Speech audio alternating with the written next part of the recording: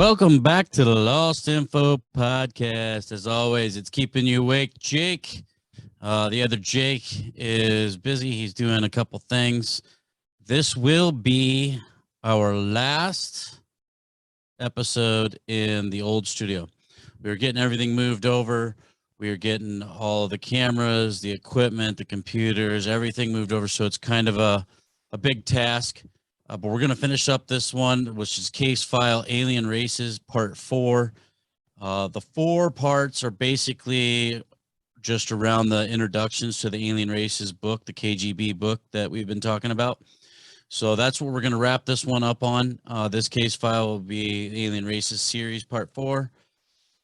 Well, I think we'll have a lot more to come on that because, like I've said, I gravitate towards the alien topic. I think it's a long overdue topic that this disclosure needs to happen. We all just need to come to the realization that, we're not alone. We never have been. I mean, carvings, cultures, everything has said it since the beginning of time. The story that we do know, based on manuscripts, scriptures, tablets, carvings, it's all told the story of extraterrestrial intervention. So let's just, rip the Band-Aid off at this point. But anyway, with that being said, we have a lot of good things coming this next year when we get in the new studio. So this will be the last one for 2021. And when we start 2022, it will be in the new studio. And I know we said that in the last maybe 3 topics. It just took a lot longer than we thought to get everything in place. It's been a lot, let's just say. But we will be in there, and we will be bringing you more topics. We'll have new giveaways. We're going to have new T-shirts and stickers and merch store. The children's book. We'll have a couple new projects that we're going to air when we're in the new studio that we've been working on, which are going to be fun. So a very exciting year coming. Hopefully that we all grow together. You can help us out, make us better, give us some input. The Lost Info podcast at gmail.com. You can put in your 2 cents and tell us what we may need to work on. So with that being said, we're going to jump right into this bad boy, and we are going to finish up the 3 races that we had left of aliens, or 3 species of aliens left that we had, and then go into the end based on some of the field notes, quotes, updates, and I think there was a message at the end and pictures and things like that. So let's just jump right into it. All right, so this race is the Matrix, and kind of like the Matrix, but Matrix. Despite their appearance, installs fear in humans when sighted. This race, they're not known to be aggressive, but I guess they just install fear when you come across them. But they are kind of creepy looking. And this one, again, which I think this has came up quite a bit in our series in this KGB book, but they were saying that he's also served as inspiration for the movie Independence Day, which seems kind of weird because that also was mentioned many times in different races, except for they look very similar. But I think they had different characteristics. We have to go back and look that back over because that seems kind of weird. There is a side note in here by the people that found it, or the grandson of the diplomat that found it. It said that he also thinks it's weird. There was multiple mentions of being the inspiration in the same movie. So he also thought that was weird, I suppose. They can live up to 400 years. They come from the constellation Dolphinus near Solican. And they have visited Earth for at least 4,000 years, but were sighted quite often during the 19th century. So, again, I don't really know. And, they had said last sighted happened in France in 1996. So, the inspiration to the movie, maybe just because of their crazy look, and they look very similar to the other race that we had seen. So I guess, inspiration maybe just on the appearance because it's so drastically different than, you know, a gray or Nordic or something like that with the big heads. I mean, obviously, I think most people that aren't open to the idea of extraterrestrials in the first place see something like this and they're gonna blow their mind. Chilling there. I guess that's not a laughter moment. But yeah, they're gonna blow their mind on that. But they're, you know, different kinds of things that we got to understand is that if we ever get to or want to get to a point where we can travel the cosmos, I mean, first of all, we got to get over racism on our own planet, but we also have to be willing to know that just because things are going to look different doesn't mean necessarily that it's a bad thing. So I think that it's something to think of when we get going on this hopefully next chapter of this life or this existence, is that we open up to the possibilities of people, races, extraterrestrials just being different. You don't have to be the same. You don't have to be the same color. You don't have to be the same size. You don't, you know, you all have your own qualities and we can learn from each other and expand. You know what I mean? So, all right, that's it for the Matrix. Let's go on to the next race. All right, next race is the Tysar 3. And they're interesting because I kind of feel like these might be some of the ones that are still around here. When you see like those little glitches on TV or whatever in the media, on the news, celebrities, politicians, whatever it may be, you always kind of get that. However, I take it that these ones aren't the shapeshifters. I think these, but we'll just get into it. The origin is unknown, but there are reports stating that it takes them nearly 2 years to get to this planet, wherever they are. They are survivors of an extinct reptoid race, and they do not possess the same level of technology or knowledge as other races visiting Earth today. They do have some human characteristics such as skin, and that's why I don't think they're shapeshifters. So I think they just actually have the skin that we do. In 1977 or 1978, in Italy, 2 of their species were captured after landing behind a church in ruins. 3 days later, they were transferred to a USA Air Force base still in Italy and finally taken to a disclosed location where supposedly they still remain. In some contexts have mentioned it's somewhere in the South Pacific or in the area of the USA base near Japan. So that's interesting too. Why we still have them locked up is kind of bogus, or at least up until this thing was updated, like 2011 or 2009, whenever that was.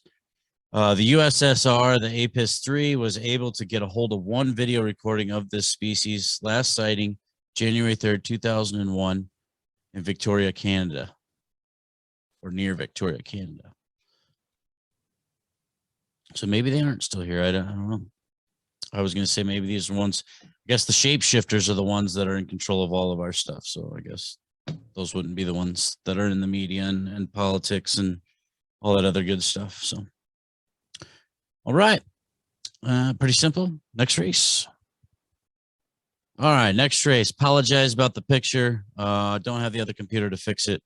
It's all being moved into the new studio. But this race is Elena, the AKA the elves. And the head was cut off on the picture. Couldn't really get depiction of this little stone carving from some kind of culture around the world. But they are supposedly the race that started the myth of the elves. They are stated around countries around Germany, deep in the woods and forests. They are known to be lethal to humans. And they're known to be the pranksters, I guess. And it seems that they enjoy scaring humans that get too close to them, which I find is pretty interesting. So they might have a sense of humor, I guess. I mean, you know, if as long as they're pranksters and they're not really doing the harm, they're just like to scare you and screw around, like obviously they get a kick out of it. So maybe a little extraterrestrial humor, which is kind of cool, I guess.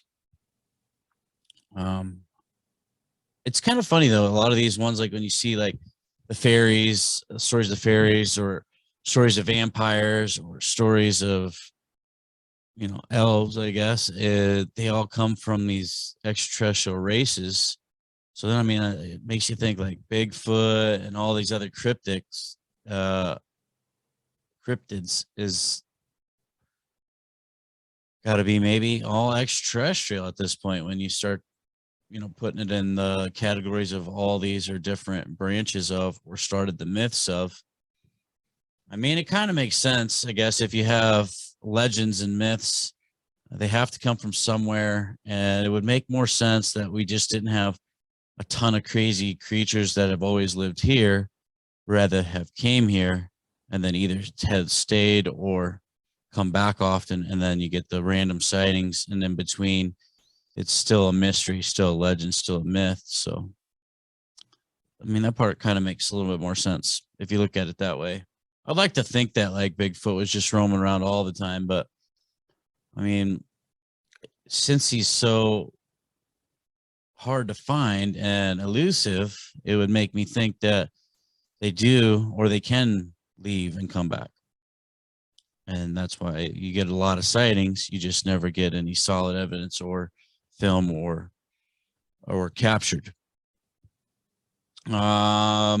They have been reported that they have lured humans away from their cars in order to steal their possessions, which is interesting. Once the humans are far away from their vehicles and they have already stolen what they wanted, they frighten them, which makes the humans leave the location. So they're little trickster, thief, little bastards. I guess it's interesting. They're interested enough in us that they want to know some of the things that we have. They just don't really give a shit about us as much as our stuff. And so they learn from maybe, digging through somebody's purse and taking their certain belongings, and learn like, our phones or whatever the hell it may be. But that's interesting. They lure them away from the cars, trick them a little bit, a little asshole type deal, and then gank their shit and frighten them back to their car and make them get the hell out of there. The last sighting was in Germany in December of 2004. So it's pretty interesting that they're around German countries, I guess. But with that one, we'll go on to the next race. All right. Well, we have reached the end. I forgot there was only 3 left that we had not talked about. So we are at the very end where it describes the notes and basically talks about the craft and, certain little details and the notes of the grandson that found this book, things of that nature. But more importantly, there is the Council of 5, which behind me, if you're watching, is the Orella, Aragot, Geneva, Redden, and Emerther. They're the 5 races that are watching over planet Earth. So very little is known about the 5 alien races that are part of the Council of 5, which I would say that they probably don't do as much on the planet as, as if you're a council and you're like kind of monitoring the universe. I'm sure you don't really spend time on in particular planets per se, as more of maybe like a craft that flies around the universe or something, I would think. I don't know. That's kind of interesting to think about. The races are part of a council previously known as Council of 9, have been protecting Earth and humans for as long as there are alien records of it. Some say that they have been protecting the planet even before humans existed for millions of years. The alien race reported that the Council of Five last met on Earth in 1944. All right, so that note continues, and it states that the meeting of the council is to discuss possible threats to Earth and humans, as well as the fact that so many new alien races have been visiting Earth lately. The note states that means in the last 500 years. So lately, I guess, is more, 500 years isn't much if we're looking at the whole history or timelines of human beings, even only the part that we know. So I guess quote unquote lately is 500 years. But I think it's time for them to come down. According to the several alien races of the Council of Five at the time of Council of Nine, has monitored human evolution since the primordial times, since humans were only one-celled membrane organisms, and throughout all natural evolution, when humans became primate-like creatures and beyond after the Anunnaki, aka the Anunnaki, aka the Anunnaki, dabbled with our DNA. According to those same alien races, all evolutionary sequences in all planets have a beginning and an end, with the exception of minor details due to mostly radical weather changes and things of that nature. After the Anunnaki tampered with the DNA of the primates and creatures and created humans, the Council of Five decided to not only monitor, but also protect us, as they realized that one day humans would be able to join other races of aliens in the development and enlightenment. So basically, once we had alien blood in us, the Council of Five took it upon themselves to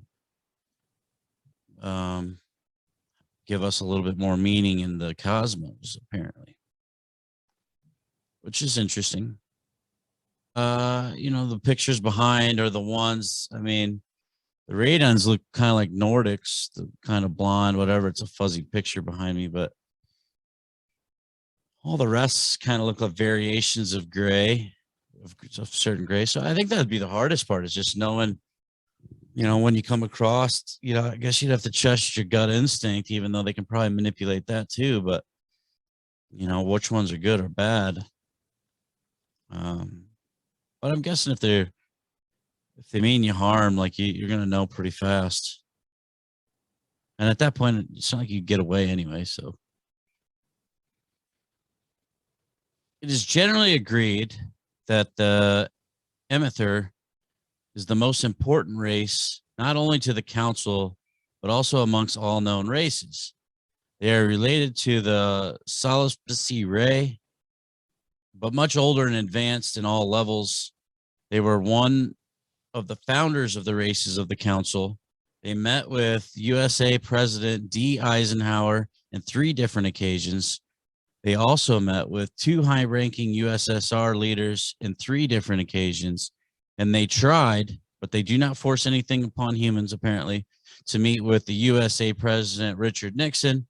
But he refused, claiming that it would be too dangerous, as they could maybe read his mind and find out about delicate national security secrets concerning the relations with the USSR, which to me is kind of weird. I don't know, if they're this advanced, they kind of already know. I don't think that they're that in the dark on what your plans are. Richard Nixon's a turd anyway. Didn't want to really meet him. He wouldn't have done anything good with him anyway. Actually, Eisenhower, I don't think did either. I think that might go back into the theory or whatever of him signing the contracts in exchange for technology and whatever else, which obviously did us no good.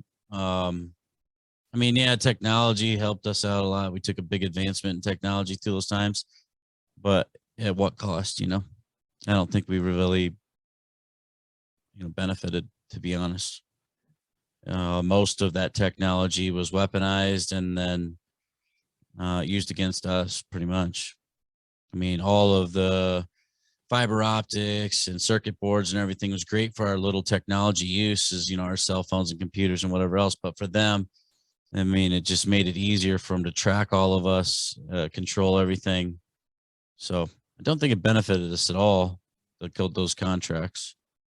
They probably told them, you know, what path to take, and then we just didn't do it. But again, they said they don't force anything. So I guess that is basically it on well, let's see. Yeah, as far as the Council of Five, I guess that's as far as that goes on really what they know about us and what they're trying to do. I just wish they would take a little bit more of an active role anytime soon so that we could speed this process up on the disclosure and getting to move forward and also take part in the maybe Galactic Federation or whatever it is so that we could explore the cosmos and be more productive. All right, so these are some of the side notes here, which is kind of interesting. They have drawings and depictions and things like that. So if you, like I said, you should get the book. You can actually download it free at some places. Again, you know, just go and look for the KGB Alien Races book. There's places you can download it for free and see all this stuff. But it's interesting, some of the pictures that they had put out on there and the notes and the side notes.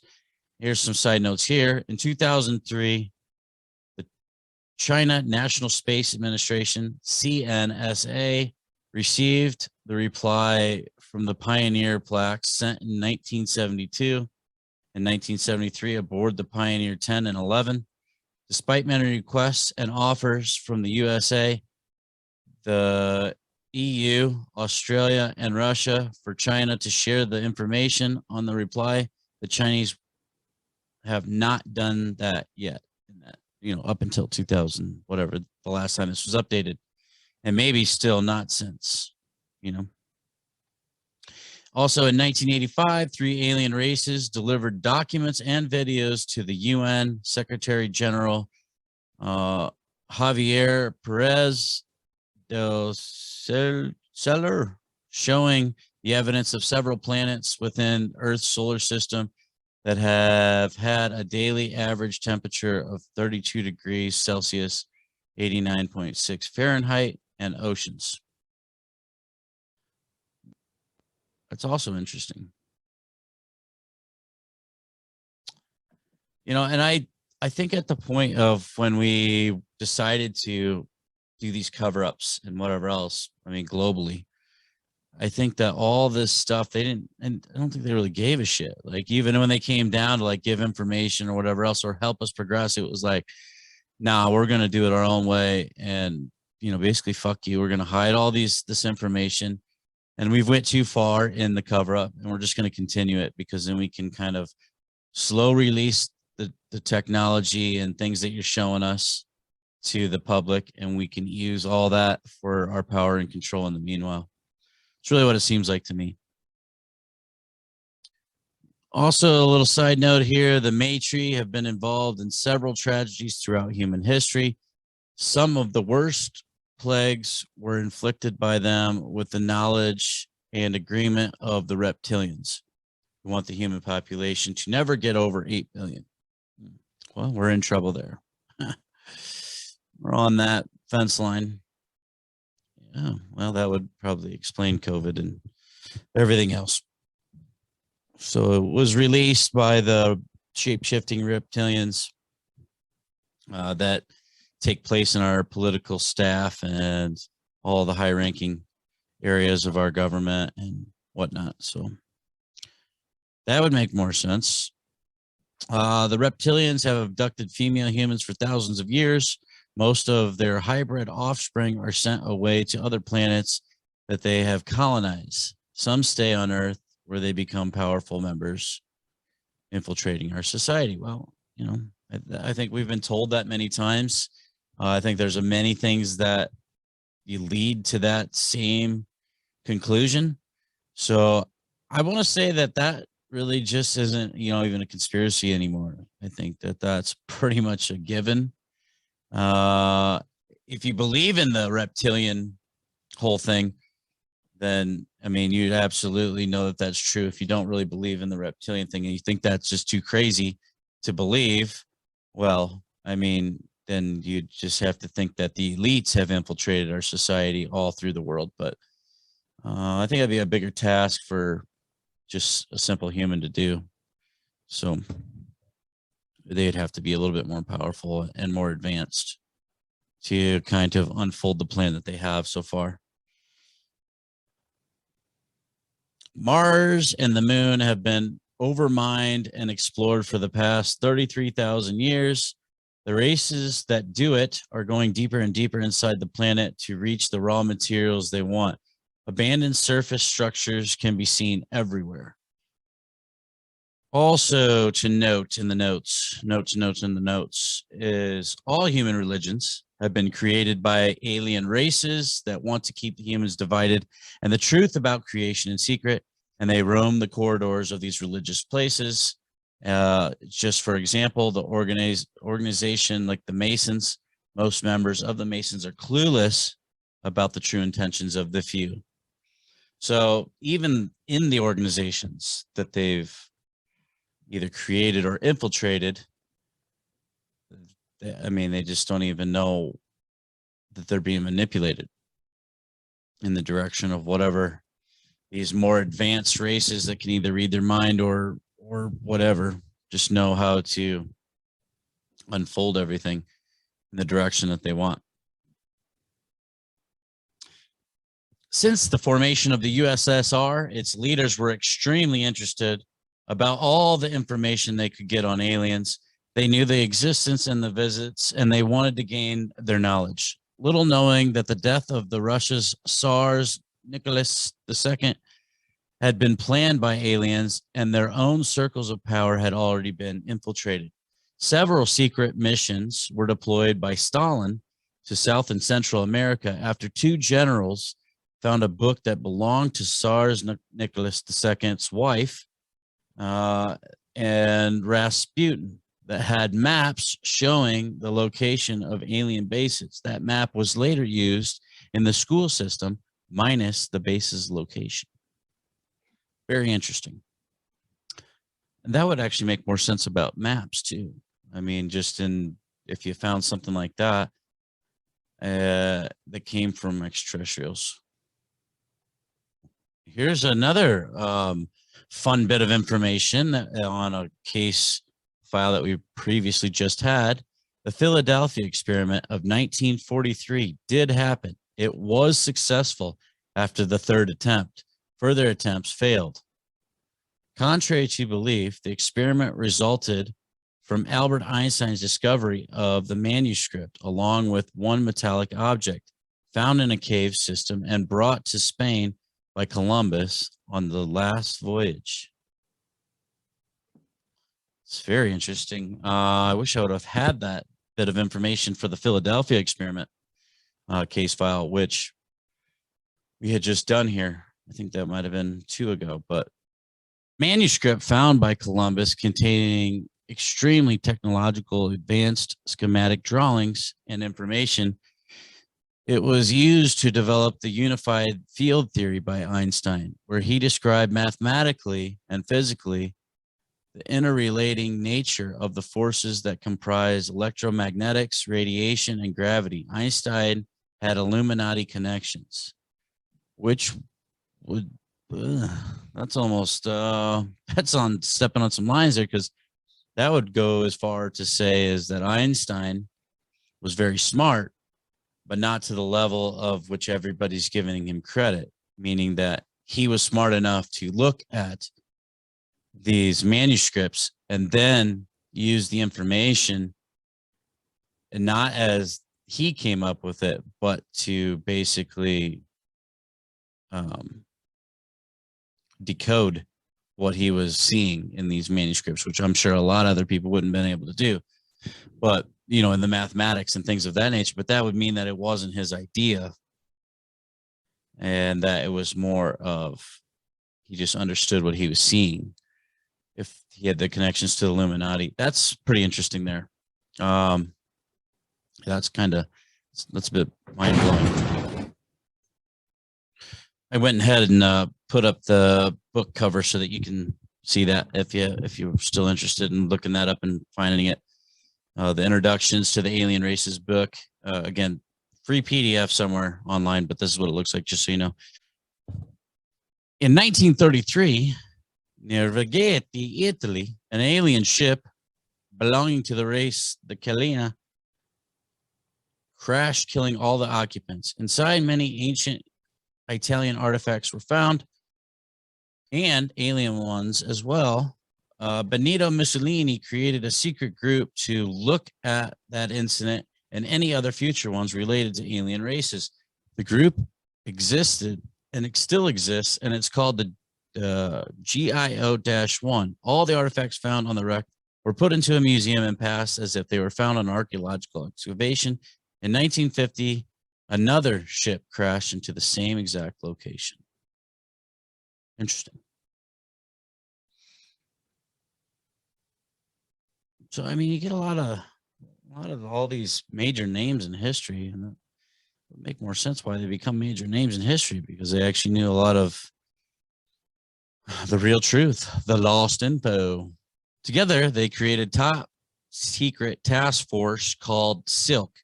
This task force was so secretive that its leader was an Air Force general from English descent that belonged to the military of Uruguay.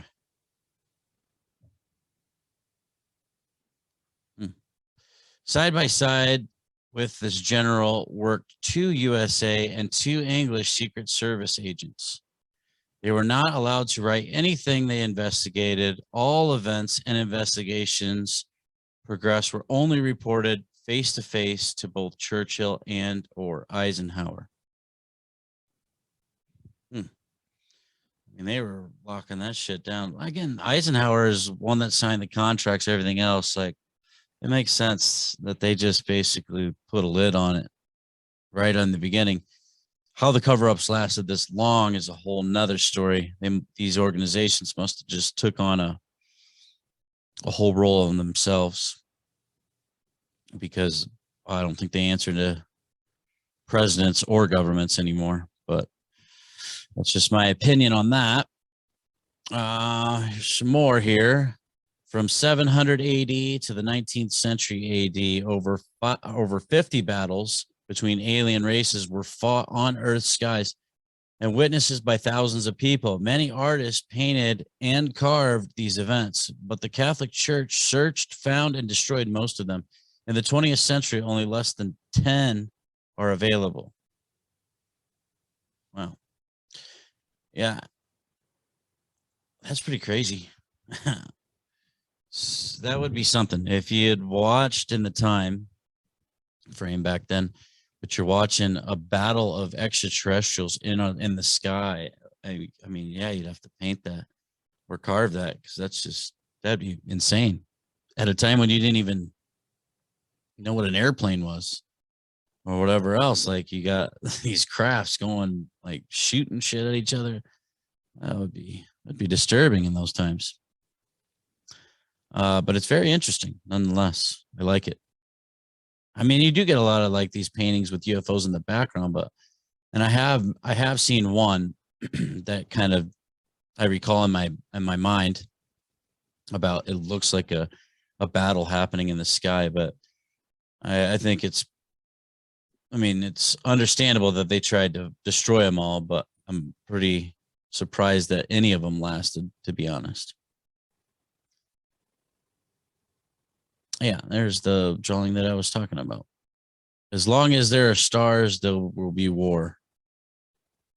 That was the race, the Matri, I guess, that quoted that. As long as there's stars, there'll be war. Well, it sucks, because you'd think, like, once we get off this planet that we'd be out of that kind of, taking over and control and whatever else. And it's just man that's that selfish and whatever. But apparently that's not the case. As long as there is place to be conquered, there will be conquerors. August 1608, from all the way from Nice, France, To Geneva, Italy, alien ships stopped by the seashore and crew members worked on their vehicles openly for everyone to see. There's a painting that shows 3 alien ships in Nice. If you want to look that up. Kind of crazy. Interesting. And I have heard that before somewhere. Probably on Ancient Aliens or something like that. But I do remember this picture. If you wanted to see that, make sure that you go and try to download this whole book. If I had the right equipment, I would put all these images over. I just don't have everything with me at the old studio. So it will have to wait. Maybe we'll revisit some of these paintings because actually a lot of this stuff is pretty interesting. I do suggest that you go and look up some of these because it's worth it. And just from like Ancient Aliens and things, it's triggering a lot of, things that I've learned about too. So very cool. But the inhabitants saw these strange luminescent vessels, which involved at high speed above the city. The 3 machines stopped near the fortress and went down above the waters, where they caused the water to boil and emit a red-orange vapor. To the great stupor of the numerous witnesses, 2 humanoid beings with large heads and large luminous eyes, dressed in red suit and silver scales, connected to the flying machines by tubes, engaged themselves in several hours of strange work. That was written down by one of the witnesses, that statement there, which is, I mean, seemed like they had pretty cool attire, red suits and silver scales. They just came out in like this little tube and maybe floated around or whatever, or hovered around. It looked like a tube, and let them work on the craft above the water. That's pretty gnarly. Very interesting.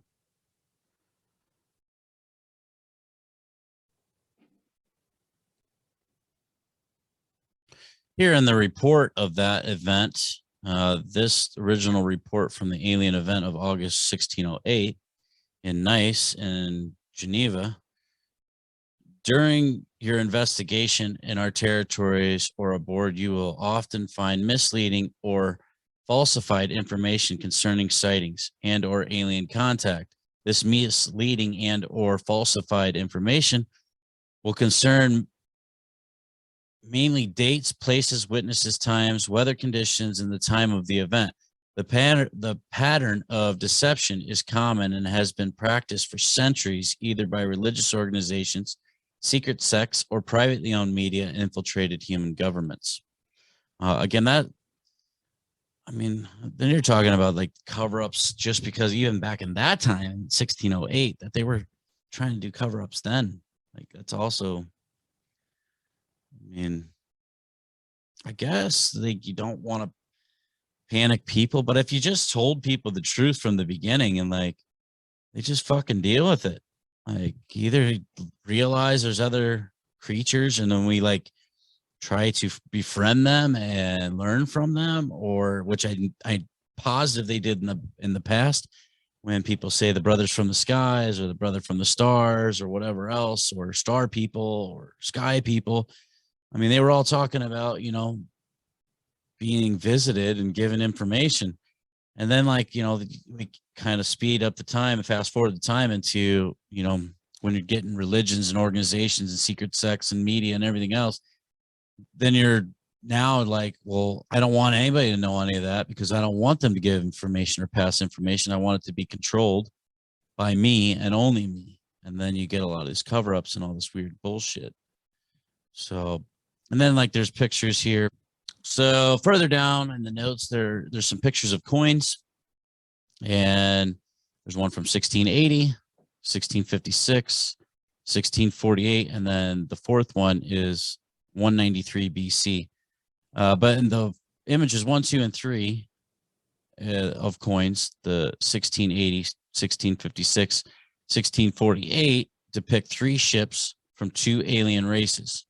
A Western European magazine tried to debunk these by stating that they were simply representative of the family shields. Further research proved that the images did not match any of the family shields. Two different families would never use the same pattern. These images did not match any shield of the era. The images match well with known reports of the alien ships themselves. So, I mean, also very good evidence. I mean, they made these coins. They didn't have any value. However, they were just three different families. They didn't have transaction value. These coins were made based on what they saw. And that is just more good evidence that all this stuff has happened in history and we just keep trying to cover it up. There's another picture here, CCTV, New York City, USA, of an alien, which happens to look like he's in a lobby. It's very blurry, but interesting enough. They have some symbols along with it that seem to be extraterrestrial in nature, or I don't know if they were where they found those, just right next to the CCTV New York City video, or picture rather, picture of a video. Prehistoric carvings and paintings in South France. The same ship can be found on the wall cave paintings in Spain. So same depictions. Europe, 1465. There is a painting of this long rectangular, three-dimensional rectangular thing with like, looks like flames, but I think they were trying to depict lights coming off of it. Flames in the sky at the time, I think, was the best way to say lights, because that was your light. So, you know, that's another thing. People try to read into this shit and say like, oh, you know, this is just artwork and whatever else. I mean, like, they're telling a story with the words that they had, you know, or what the explanations that they had at the time. In 1465, these flames coming off this rectangular thing, this to me is saying this is light coming off of this craft that was in this shape, because that is what is your light. So it's just, I mean, it's silly when you try to beat around the bush. Like, that's what they were trying to depict here. Arabia in 1479, also a big, long, this one's more like a rocket shaped, with a point into it, but well, this one actually kind of looks more like, maybe not as advanced. This looks like it has propulsion cloud that comes around it, which would mean that maybe they weren't, which is hard for me to believe too, but maybe they had two different drives, and then when they were in like an atmosphere, they had to use like regular propulsion, and then you get the clouds and the exhaust and whatever else. In Ecuador, it doesn't say the date, but there's carvings of the, looks like kind of the elves, the ones that we just studied earlier in this episode. And then Ukraine, 14,000 BC or 4,000 BC, a little carving of a little spaceman looking thing. Well, we have blueprints of some crafts that seem to be abandoned, and they were sketched out, but they seem to be alien in nature. Doesn't say the year. And then we have Craft in the Sky, which is a photograph in 1992, January 5th, an alien ship monitoring the activity in the Skensky Missile Center.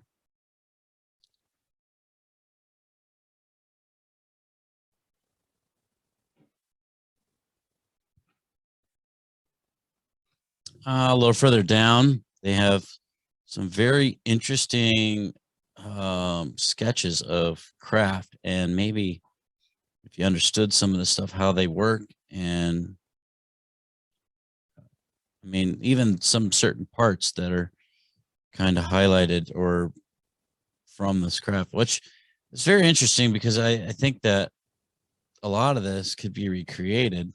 The following are prints that were stolen from Sweden, the APRIS, the Alien Presence Intelligence Service, in conjunction with another foreign special service. 6 months later, these prints, for unknown reason, were attributed to the American civilian as an invention and later as a fake. These prints were 1 year later copyrighted by an unknown person. All the most important parts of these sketches and technology and things that could be basically back engineered were hidden, and scientific data on these prints was changed, and many fake illustrations were added to the original documents that were stolen. And so you wouldn't be able to recreate it, but or at least not from just this stuff, but it gives you a lot. I mean, kind of shows you like the way that they're using the magnetic fields, some of the individual parts, what they look like. It's pretty cool.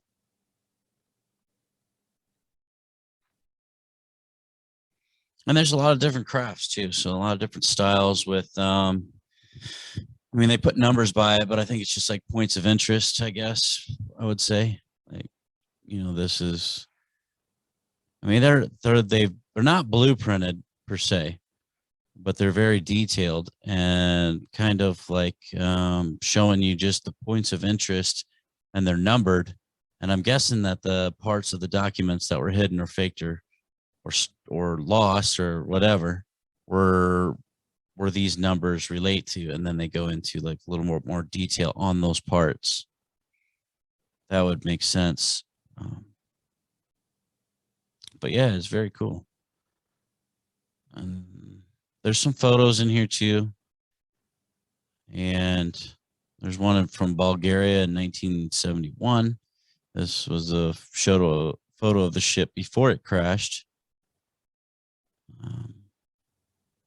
Then there's one at the bottom left here that is the USSR's failed attempt at recreating that alien ship that they had saw, which, I mean, I think that they'd probably have a lot of that right now at this point, back engineering and everything else. Like, you have to be way more advanced than we'd think on some of these kind of crafts. One race, a crew member of the Mazarik ship that crashed, said that there are a few races that do not come to Earth because they know that the reptilians and the Matri are here. Well, that's a problem already, because they are a problem. And so then even if extraterrestrials don't even want to come here because they know that they're busy manipulating this planet and trying to either control it or eventually take it over, that sucks. Some of those races that avoid Earth are as violent, if not more, as the Matri. Others are peaceful. So having the reptilians and the Matri here on Earth is not always a bad thing. It keeps even worse races away. The balance is found by having the Council of Five protecting us. The Mazarik crew members said the following: there are many more races that would like to protect humans, but they are not willing to start a war against the reptilians and the Matri over you. There's a lot in that, because I mean, I don't know how to feel about that. So the Council of Five protects us.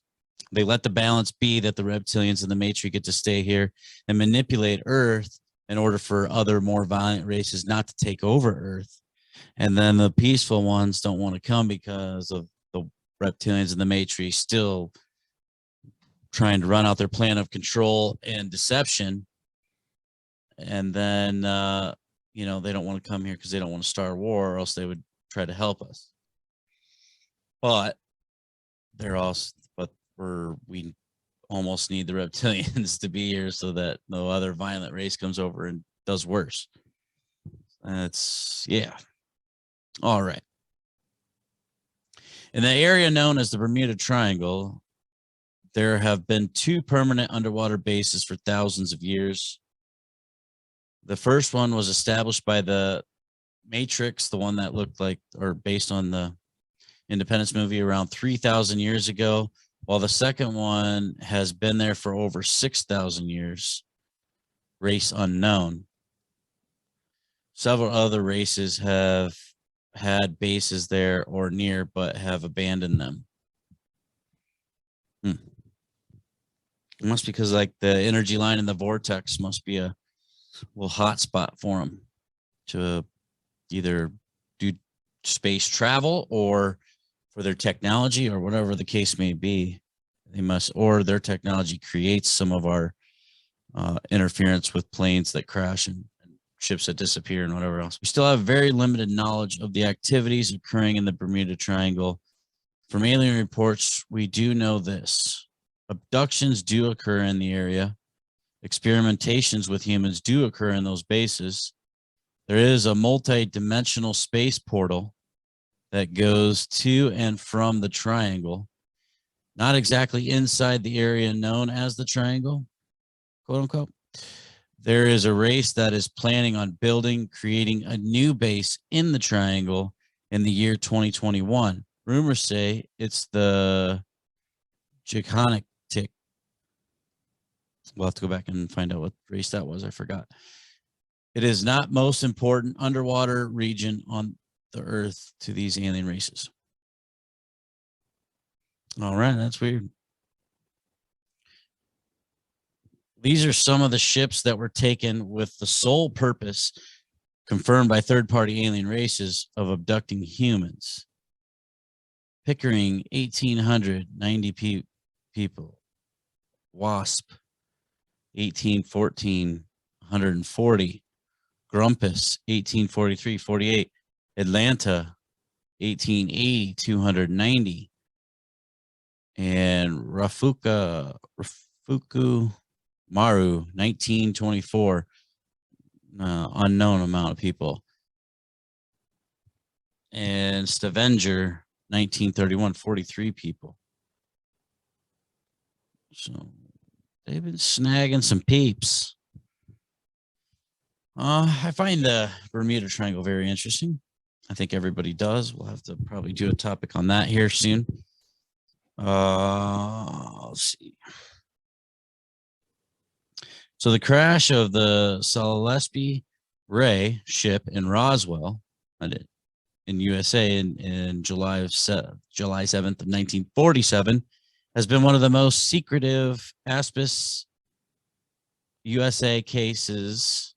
Despite our biggest efforts, we were never able to recover any evidence except for the top secret photos on the Annex 3352B, which just shows a body bag for one of the crew members of the extraterrestrials, I imagine. But that's like, you know, one of the most secretive. That's like the biggest one known. So in the book, it says our agents estimate that near 65% of all alien and UFO related websites on the internet, and this is worldwide, are government or government linked, owned, and ran. In the case of USA, only websites that number jumps to 83%, and in Europe, 70%. In the USA, 35% of those websites are ran by the NSA, 30% by the CIA, and 15% by the military, 10% by the APIS and the USA, and 5% by the FBI and the rest of the unknown government agencies. In Russia, that number is around 33%. In China, that number is around 95%. In Japan, that number is around 70%. And in Australia, that number is around 25%. In India, that number is 55%. In Brazil, that number is 80%. So those are very high percentage. Other than Australia, Australia is pretty low considering the rest, and Russia, I suppose. But all the rest, those are high numbers of basically muddying the waters and controlling the narrative on UFOs and what's leaked. So that's pretty crazy. In the so-called Area 51, there are numbers unknown, of 4 different races forcibly cooperating with the humans and reptilians. As far as we know, none of those members are either high-ranking or have significant importance in their field of expertise.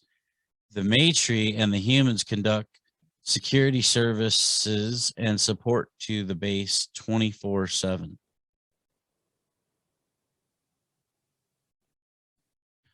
There's more than one race conducting operations on the moon. The main race in the moon are the Indugic, aka the Tall Whites.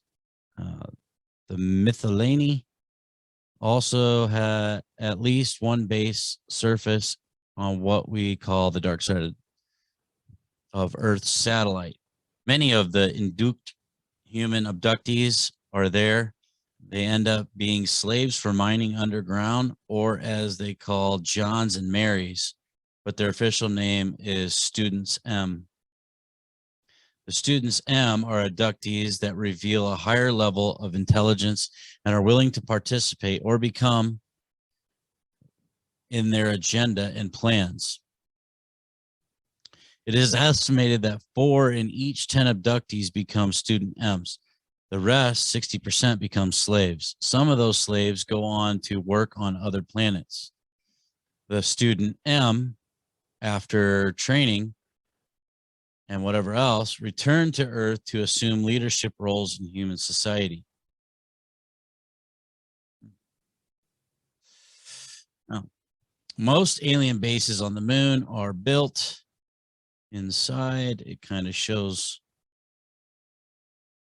how it's in this picture. It basically shows the crust of the moon that has a little entrance, and then there's like some kind of whatever village or whatever in it, and then down in the lower core is another whole thing built. It looks to be maybe heating or something of that nature, some kind of power center maybe that is underneath the city that's even farther down. So let's see what this chart is for here. In Russia, same period, sightings 425, abductions 156. I didn't say, 2001 to 2003. So confirmed abductions and confirmed sightings in 2001 to 2003. The highest is South Korea, then Spain, then the Netherlands, then Canada, Sweden, Australia, United Kingdom, United States, France, Germany, Italy, and lowest is Japan. However, they have the most, per confirmed sighting, abductions. That's a pretty interesting chart. Also, South Korea, confirmed abductions are more than their confirmed sightings, which is, I don't know how you confirm that, but pretty wild. The lowest, as far as the confirmed abductions, so the confirmed sightings, would be in the Netherlands. So tons of sightings, very low abductions. It's still crazy. Well, in Italy too, very high confirmed sightings, very low abductions. The United States is about half and half. The larger half being confirmed sightings, smaller half being confirmed abductions. So yeah, South Korea and Japan look like fucking horrible places to come across your first sighting. You're more than likely going with them.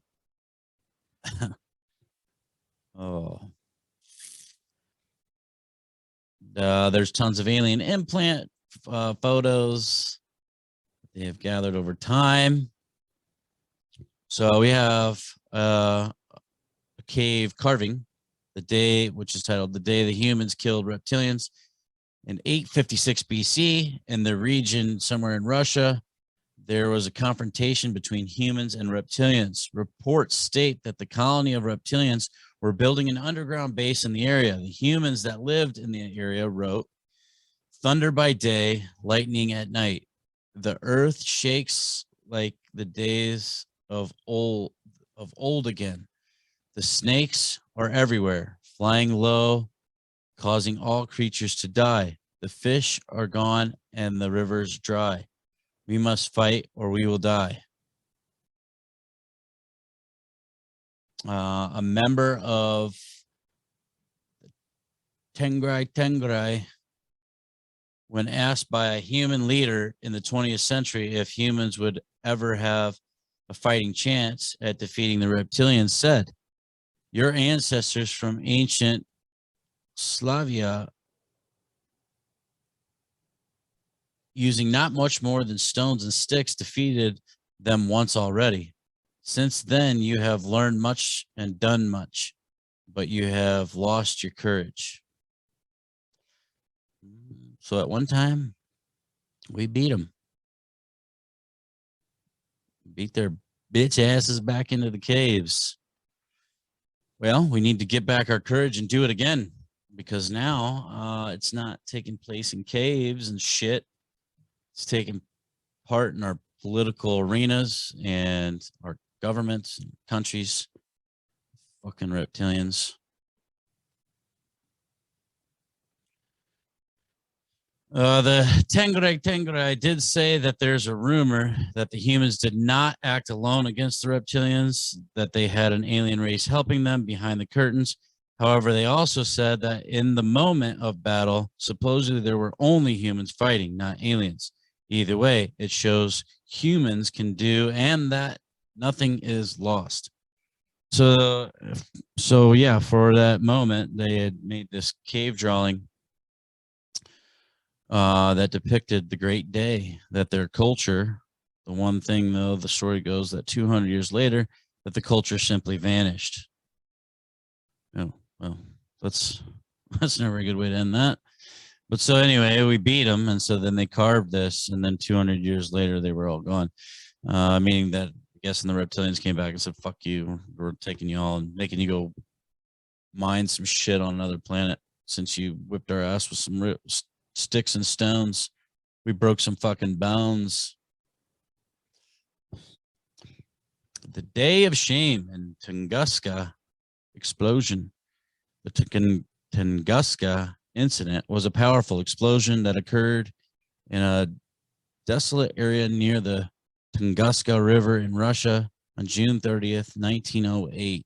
It is commonly believed that it had been caused by an explosion of a large meteorite in the Earth's atmosphere about 5 to 10 kilometers or 3 to 6 miles high.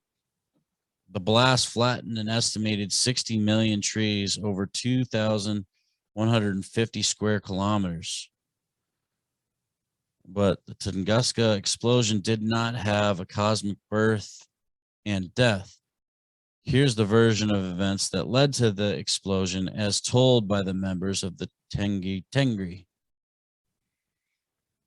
For 5 days and 4 nights near what you call Tunguska, the Matri had been fighting the Dorse. Other races were starting to choose sides and were going to get involved. Even the Council of Five was worried with the escalation and seriousness of the event. On the day of the great explosion, an El Manuk ship came to Earth in order to try ending the conflict. The El Manuk are respected wherever we may go. They are wise and impartial. With them came a Pleiadian ship, one of their biggest. The Matri were warned that the reptilians of the coming presence of the El Manuk and the Pleiadians earlier that day.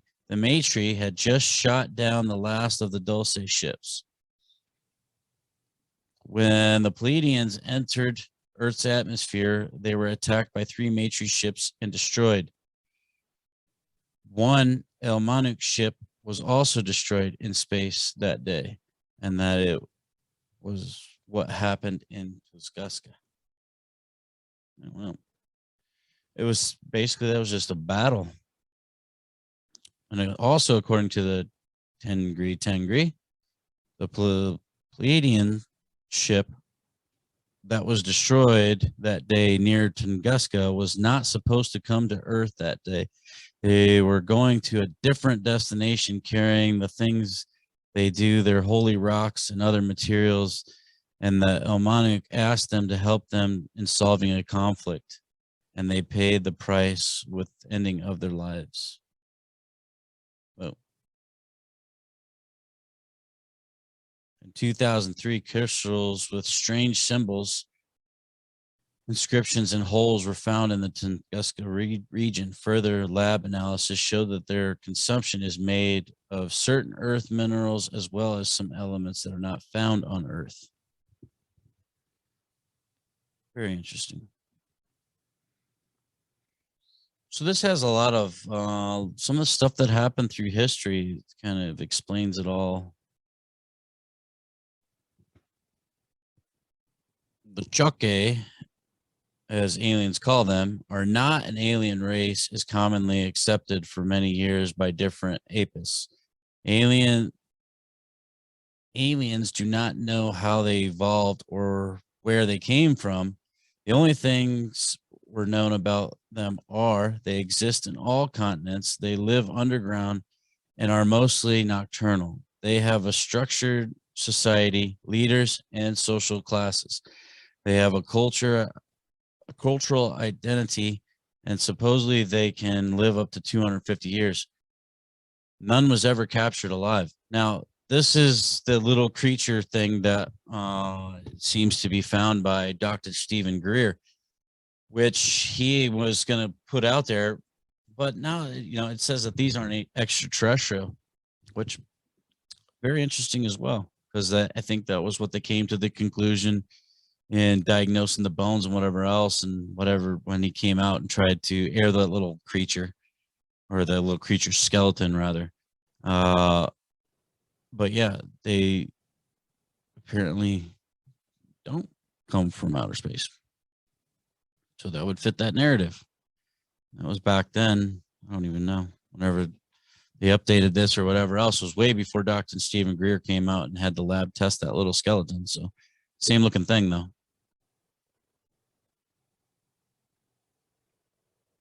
There's a few other cases in there. I'm going to leave those out because we might do one of those case files.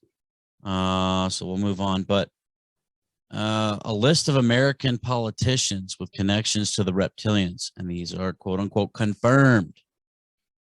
Former U.S. Secretary of Defense Donald Rumsfeld. Well, that's no surprise. Former Vice President Dick Cheney. That's no surprise. Former President George H.W. Bush. Former President George W. Bush. Former Secretary of State Henry Kissinger.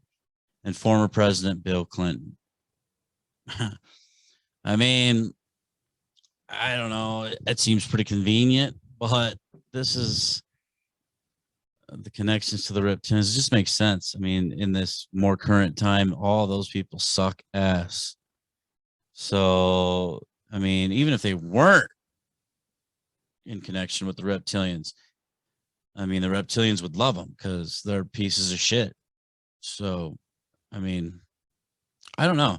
And the weird thing is, like, if we get into like people go on party lines and whatever else, Republican, Democrat, or, I don't really care. It's just whatever these people are doing is the more important thing, not what side they claim to be from. And I don't think they give a shit either. But the people that support them need to just know who these people are. Go look up Donald Rumsfeld. Look at his whole fucking past. Piece of shit. Look up Dick Cheney. I mean, he pretty much was calling the shots during George Bush Jr.'s whole entire presidency. He's a huge piece of shit. George Bush's dad pretty much ran everything. CIA. I mean, he was probably involved in JFK assassination. Piece of shit. Junior's just, I mean, he's just a fucking puppet piece of shit to his dad and Dick Cheney. He's not even his own piece of shit. He's an owned piece of shit. Henry Kissinger, piece of shit. Bill Clinton, pedophile, drug dealing, drug smuggling, assassinator of all kinds of people that were going to come out on him. I mean, mass murderer, piece of shit. Like, we're going to get down into some of these corrupt families for sure. Then it goes back into the ships, kind of has all the different photographs of all these different ships that we do have. At least they're, a lot of them are old, so they're really not that good. I mean, there's some that are pretty good photographs from their time, I guess, but it's just not really good enough. And especially now, I mean, we should by now be able to have even better photos, except for they're sure taken by the Men in Black and whatever. So, all right, this part brings us to the end of the book. We're getting there, so bear with me. This part is the following quotes or personal messages, face-to-face and or transmissions from several alien races obtained voluntarily and or under custody or distress. So that's even when we had them captured and whatever else, they had given us messages and some of their quotes. I guess these were obtained in several different ways. APIS and around the world, but many from the USSR, Russia, USA, China, and Japan. So basically in the quotes and messages and whatever else, 5 universes, 2,500 species, 1 race. The violence and hatred that humans have inside themselves when compared to the violence and hatred that the race, the Matri, have inside themselves is like comparing a flower to a volcano. That's very disturbing, since they're the ones kind of manipulating along with the reptilians. Being the fact that human beings in general are just kind of violent by nature, and then you're saying that compared to a flower to a volcano, they have to be some pretty evil bastards. Let's see. In 2017, you will see the beginning. In 2022, you will see the beginning of the end, unless you all change.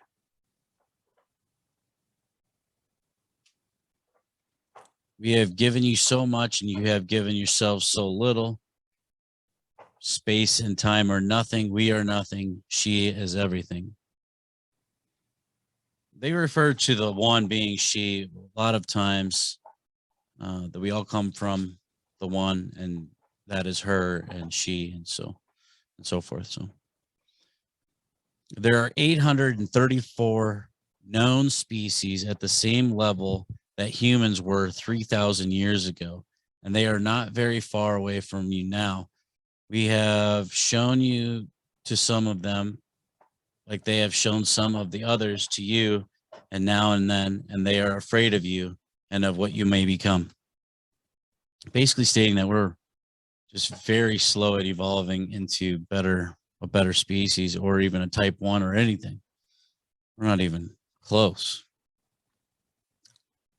Just not learning our lessons, apparently.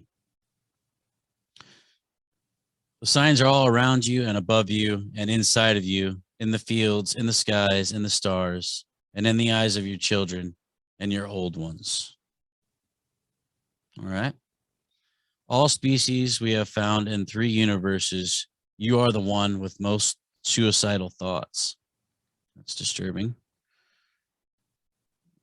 We're really setting some records, and out of all different races, not good ones.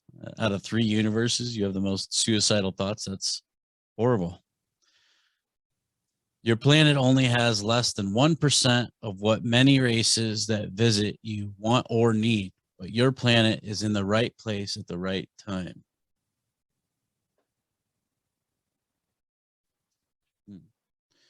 The importance that 1,000 races give to you is the same that you give to 1 grain of sand in the desert. Your planet just happens to be in the right place, sometimes the wrong place. So I guess the Goldilocks zone is definitely a thing based on the messages or transmissions here. You humans have been misled, and you grow up too fast.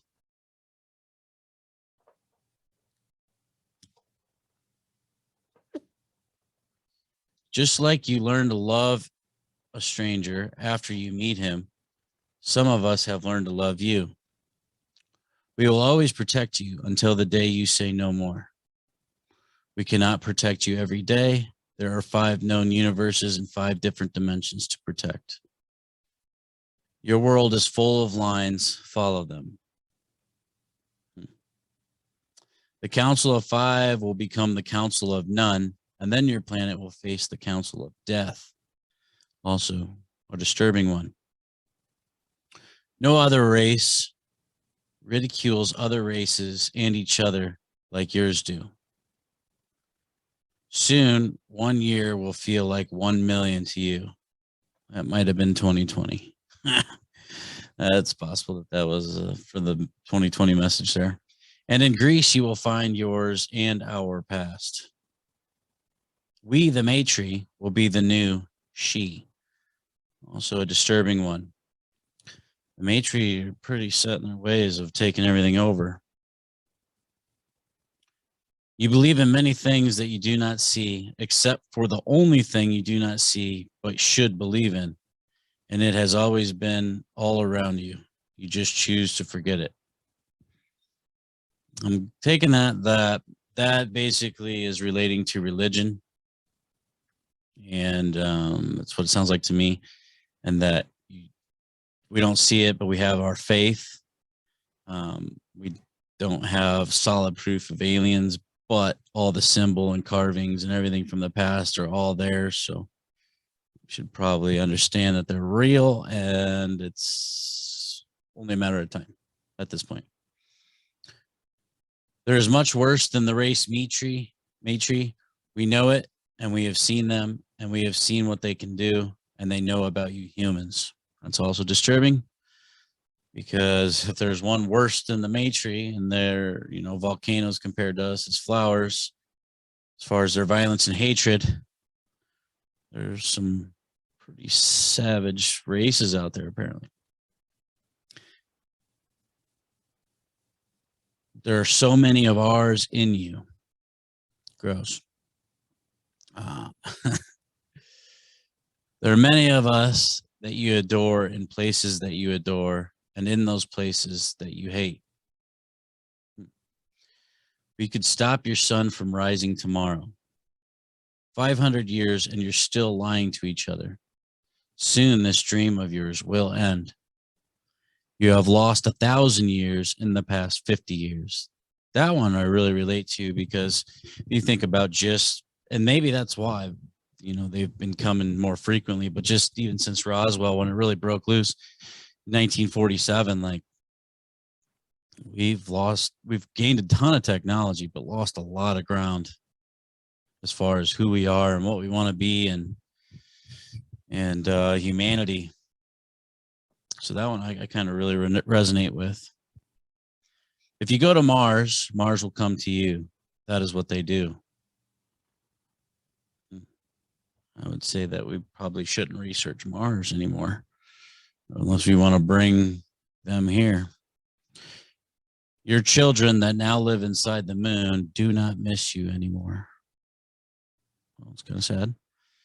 Thousands of your children go missing every year, never to be found again, and yet you still expect your television to save them, when inside, you already know the answer.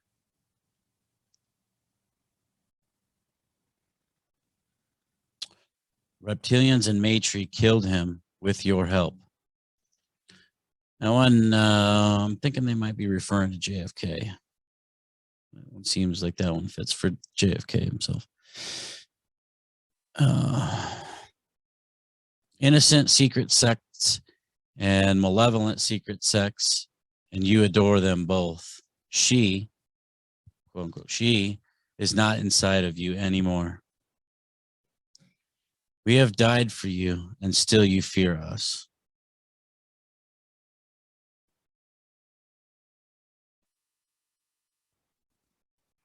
Why threatening us if we came to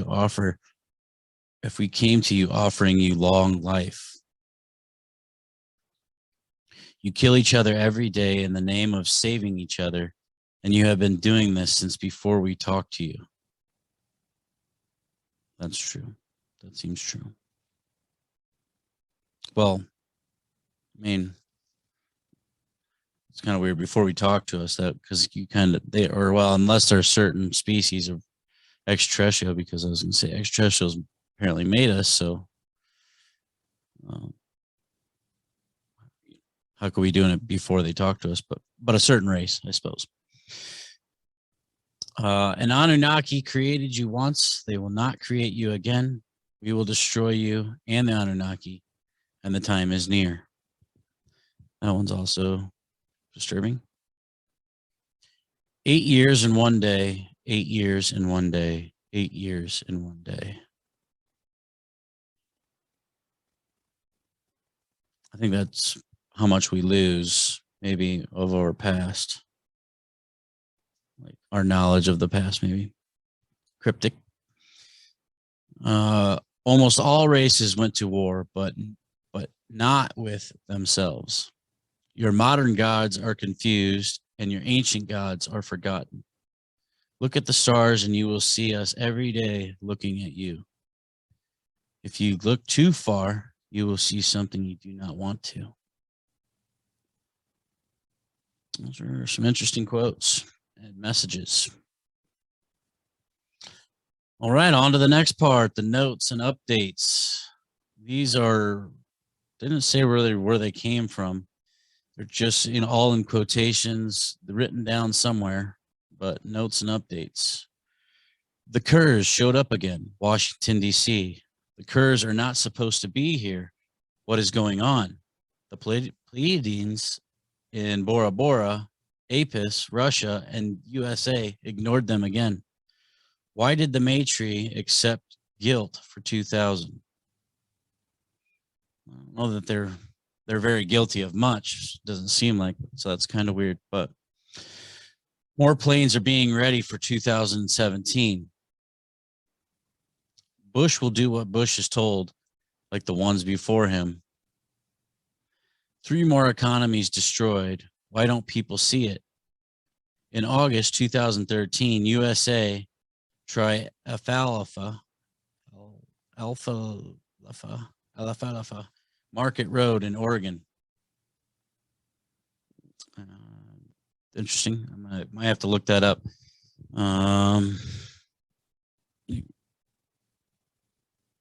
That is also on search it. Something Alfalfa Market Road in Oregon. In 2013, something might have happened there. I don't know. Want to see? Watch 54.7371 degrees north, 55.9667 degrees east, August 27th. Doesn't say what year, but that's also interesting.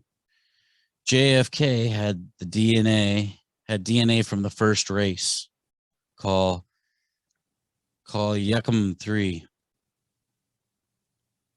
Yakum 3 would be so the first race was Yakum 3. Interesting. I'll have to look that up too. Pound search. Why did they choose Putin to start the avalanche? The black will be the white and the yellow will be the red.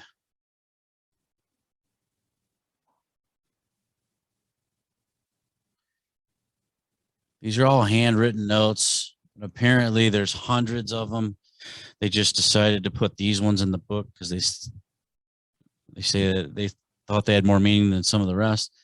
But if they were, let's see, we'll choose one that deemed more relevant, and otherwise they might put in publication the thousands of pages or the thousands on the other pages at one point or another in the future. The guy, and that's the grandson that found this book, by the way. As Napoleon and Alexander and Hitler did, so will the rest. How blind people are that they cannot see what's in the Grand Canyon. Also interesting. I mean, the Grand Canyon's pretty magnificent, so there's definitely got to be something in there. Either caves or underground, or it might be the exit from an underground cavern or underground inner earth thing entrance, possibly. Connect London, Berlin, and Cairo.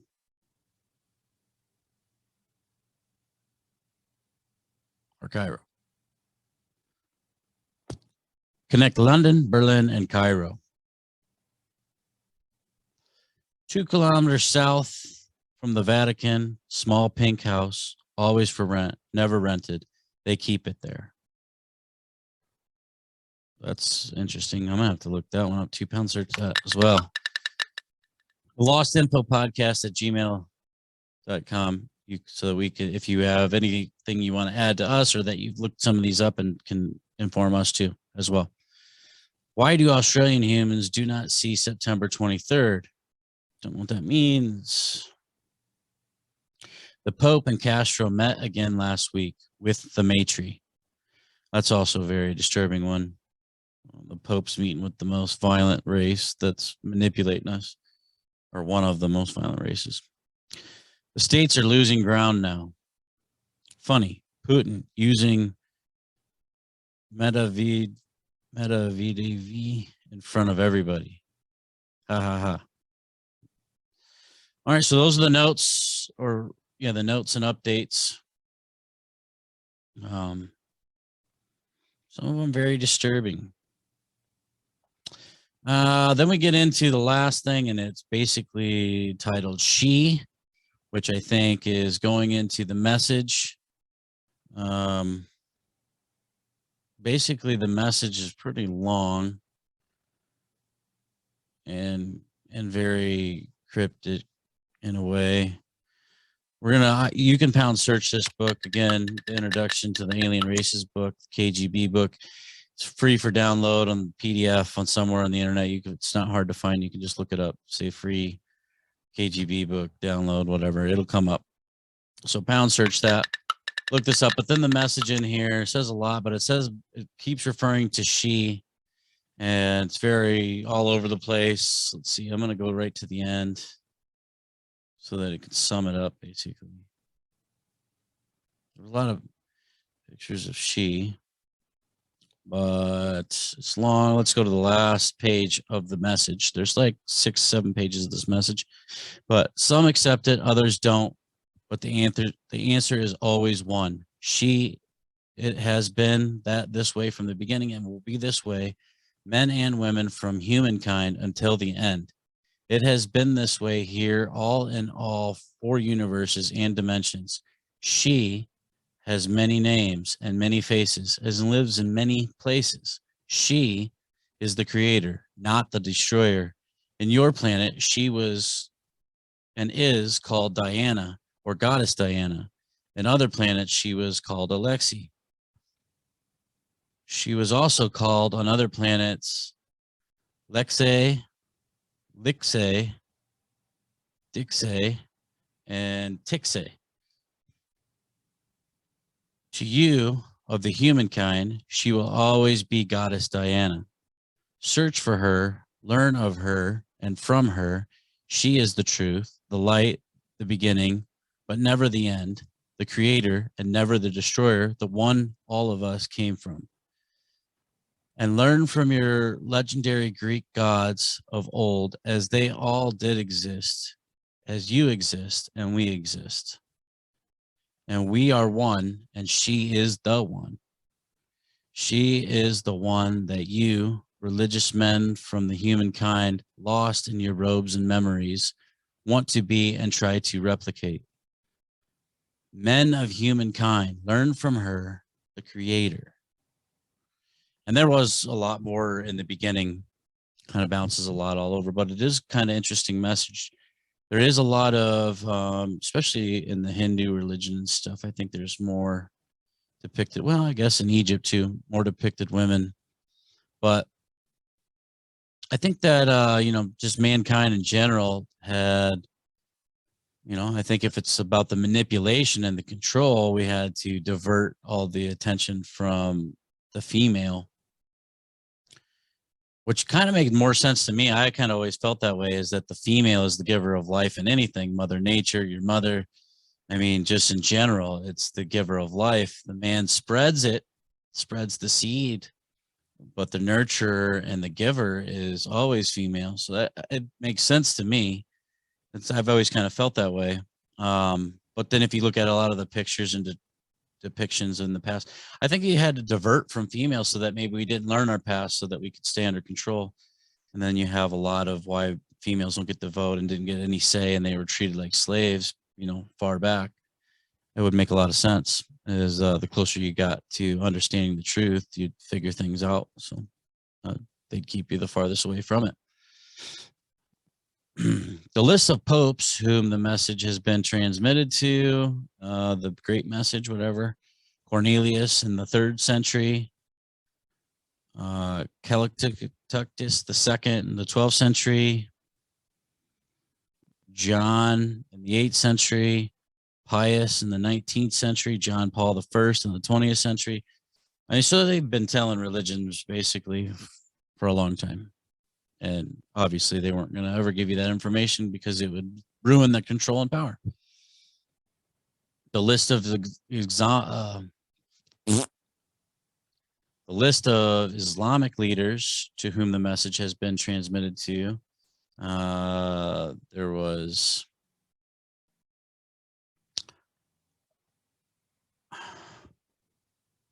Alama Sani in 1690, Abraham al-Fahmy in 1725. I'm probably fucking all these names up, but that's all right. Mustafa al-Arasi in 1864, Mustafa al-Maraghi in 1935, Gahala in 1982. God al-Haw. I don't know. Either way, not good at pronunciations. I butcher everything, but either way, that's beside the point. The information pound, search it for yourself. Don't talk shit. Just go and look it up. I'm just trying to put it out there for a place for you to search and where to go, which is the KGB book, the Introduction to the Alien Races book that was for the elites, found by a diplomat's grandson. So it goes into final thoughts. The future of the human race is not in our hands at this point. In this time, one day it might be. I don't know whose thoughts these are. It says final thoughts, but I'm not sure whose they are. All that we all real humans can do right now is to gather all the information that we can about these alien races and their habits, to find out about their weaknesses and strengths, so that when our future becomes our responsibility, we can be prepared to fight for it if needed. Today, we are just mere spectators watching a theater play. Some of us are watching the play completely unaware that what we are watching is real. The actors, aliens, are real. The play, the storyline is real. The stage and the props, alien worlds, alien ships, odd cosmic events are real. Others know that what they are watching is real, but there's nothing that they can do about it. They cannot change the play, and certainly they cannot go to another theater where the play is more of their liking. The only thing they can do is watch. Others, like you, me, your companions, agents, and a few more worldwide, are all spectators taking notes about what is in front of them, about the play, about the actors, about the setting and the props. We are learning about the writing, about everything we see, so that one day when we have an opportunity to change the storyline, we are prepared to do so. But beware, amongst the spectators, there are many that are not paying attention to the play. They are only watching the other spectators around them, specifically the ones taking notes. Those spectators look just like you and me. They can be seated right beside you. Sometimes they even are the ones that gave you the ticket to the play, and sometimes they are your own parents. That was interesting final thoughts. Actually, a little depressing. It feels like we just don't really have much choice. other than to learn, which we're doing. And I think the Great Awakening is part of that. But at the same time, you can't change any of that. You can't change the play. You can't change the storyline yet. Meaning that, you know, until, I don't know, the race of us catching up to this by learning our past, we're not in the driver's seat.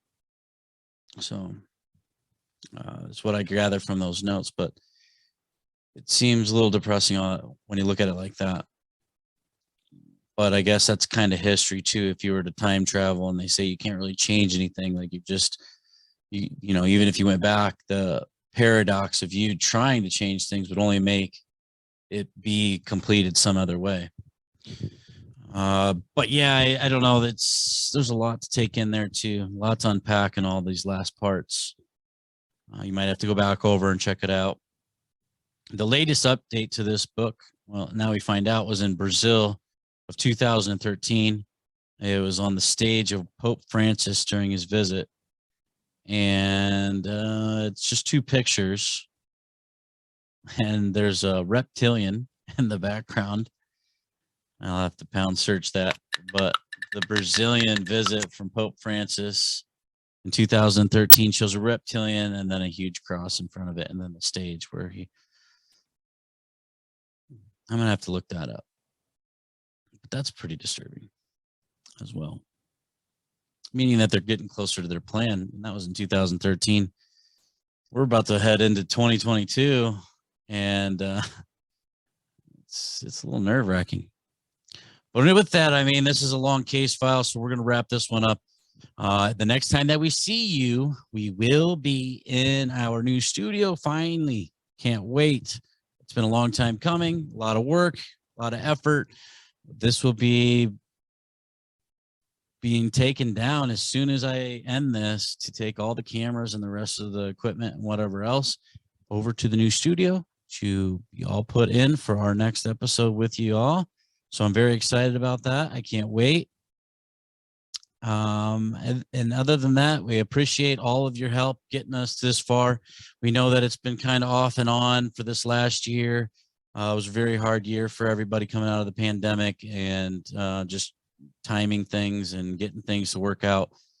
But I will be bringing you more content and more continuous episodes. We're going to work on the show a little bit better, work on some of the structure of it and the way that it's laid out so that there's a little bit more information, and we're still going to have fun. We're still going to do our thing. So make sure you stay tuned with us, the Lost Info Podcast. If you have anything that you'd like to add or see changed or help us out with, the new production would be at the lostinfopodcast@gmail.com. We're open to hear from you and take your criticisms, or, you know, or just even if you want to talk shit, fuck it. We'll listen to it. And maybe if it's true, we'll try to work on it. All right. With that, this is Keeping You Awake, Jake, and I'm out. Peace.